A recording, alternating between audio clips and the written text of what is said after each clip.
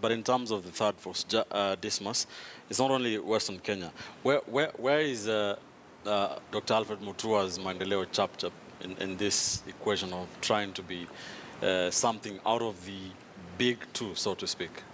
You know, we've repeatedly said times above number, but Kenya is sliding into an oligarchy. That the entire population is held hostage by about 6 powerful politicians who have formed political parties, special purpose vehicles to serve their selfish interests. And all of them are now either working with, one group is working with President Kenyatta, and another group is working with Raila Odinga. And when you look at Dr. Alfred Mutua and Babu Namwamba and company, they do not constitute in any way what you may refer to as a third force, because there's no third force in Kenya. For you to be able to have a third force, as we indicated earlier on, you must have a lot of political muscles, and Dr. Mutua as well as Babu Namwamba, they don't have that political muscles. They don't have the financial resources. They do not have a fanatical followings from any part of the community. So essentially what we have in Kenya today are two political forces. The ones around Raila Odinga and another one around President Kenyatta. But in terms of choices, I would easily say that the one around Raila Odinga, there are so many choices. So it's up to the players in either side to determine which choices are we going to run with. For Babu Namwamba, one even wonders why we are discussing him right now, because if you're launching your political party and you cannot even have the ability of ensuring that the event is covered live, and you don't have anybody coming there saying, I'm going to be running on your party ticket. There's nobody who wants to pledge loyalty to a political party. And for poor Abdi, Labour has decided to steal their corporate colors. It's now green. I think folks in Western Kenya are going to be confused between Labour and their man in National Congress. So really, when you look at all these people, Mutua, Babu Namwamba, Aukot, all of them, they're doing this thing because of the Maslow hierarchy of needs. They want to satisfy their ego that I'm disappointed with what's happening in Kenya. Let me put my bid. But in terms of mobilizing resources and putting up a credible presidential campaign, tall order. All right, Brian? I think Mutua's dreams are valid, just like another politician. Although the timing, however, I have a problem with the timing in which he actually brought the bandwagon of the Maendeleo Chap movement into fold. If I were him, because governorship is a two-term sort of, area, I would have actually waited for the next phase in terms of the next 5 years after re-election. That's when I would have actually rolled out my Maendeleo Chap movement.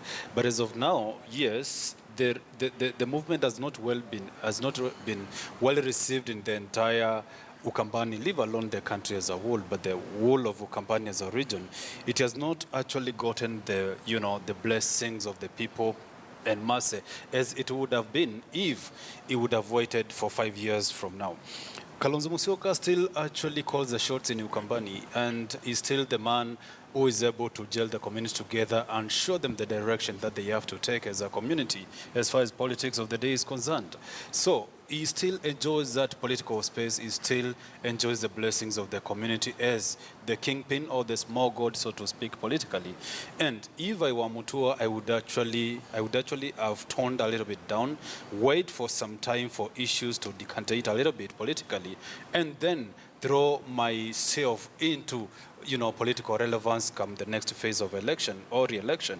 Having said that, Ben, you realize that in Ukambani, I think initially we were a little bit, the community was a little bit disjointed in terms of in the sense that Ngilo actually also played some role in shaping the midwiving the Jubilee government into shape it has now. Having come out or bolted out of the Jubilee ballot now, it is about Kalonzo now to consolidate the region. It's about him now to call for the shots and ensure that his house is gelled together in a way that it's able to sit on a negotiating table with other communities and show his numbers as a whole package. But Brian, which is missing. I have talked to Governor Mutua a number of times, and he tells me that is the kind of politics that he intends to wipe out of this country and out of Ukambani, the politics of tribal kingpins. Well, I think if you look at even his machinations himself as a person, he's also, embracing himself or placing himself as also as a tribal kingpin. Look at the areas he has concentrated in terms of opening offices for his Maendeleo Chap movement. Entirely Ukambani. He has not done much as we would want to see him going throughout the country, registering his outfit, because he has not even registered the Maendeleo Chap movement as a political party, but a movement within, you know, the Wiper fraternity, because he has not voted out of Wiper. He is still a member of Wiper. He would have, you know, strengthened the democratic space within the Wiper itself and offer himself as the second alternative after Kalonzo comes out of the fold. Or he would have sought the blessings of Kalonzo as a kingpin. Just the way in politics you have to have a mentor, the way Mulimutize mentored him, and he would have also now started to mentor Mutua, so that after some time, when he wavers in terms of support, he would be able now to transfer that to Mutua. Yes, Abdi. My respect to Governor Mutua, and I see him to be a coming up young politician, rather, after just having his first time as a governor. And he is fighting for his space, and I agree with him, some things have to change. The old way we used to do things, I think, has to change. Like Brian has said, patience also matters a lot. I'm seeing Mutua fighting for his space as a kingpin, as a regional kingpin, and to change the way things was done in Ukambani. About Ababu Namwamba and Western Kenya, his quote, I don't want to be a general with a gun and no bullet. I would rather be a general with a gun and no bullet than a general with no lieutenants. Because where he has gone now, he has no gun and he has no lieutenants. So it was better he was a general with a gun and no bullet. Nobody will have known there is no bullet in that gun until he pulls the trigger. But in this case, we have seen he's a general with no lieutenants. About Western Kenya generally, let me sum up by saying Western Kenya had political parties, and mainly it was Fed Kenya and UDF by then.